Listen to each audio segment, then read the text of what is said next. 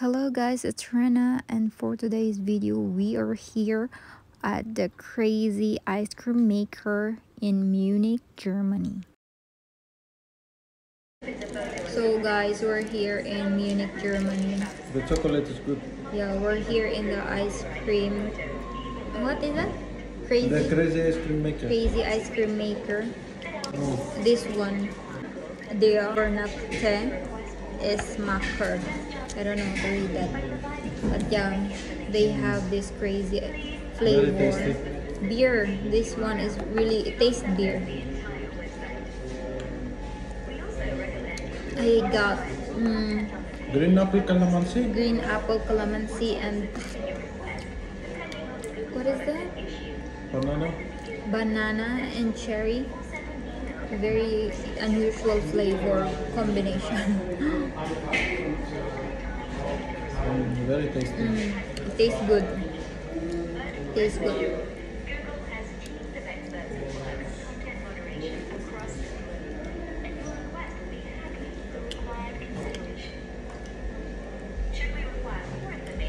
What is that name?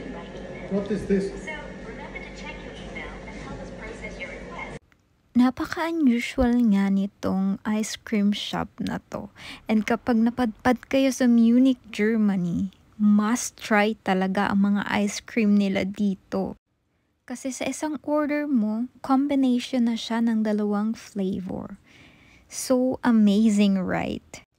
And lalagyan din nila ng isang scoop kung ano yung gusto mo pang itry. So sa akin, ang nilagay nila is yung beer kasi sabi ko, gusto ko matry yung beer. Kasi alam nyo naman, German countries, they love beer. So, ice cream na lasang beer. 'Di ba? So, na-curious din ako. Kaya ayun, pinili ko yung beer. Isa din sa nagustuhan ko dito sa shop na to is yung lugar. Sobrang cute niya. Very Instagrammable. Kaya ayun, nag-enjoy naman ako sa pagkain ko ng ice cream. It's very tasty talaga. And sobrang sarap din niya.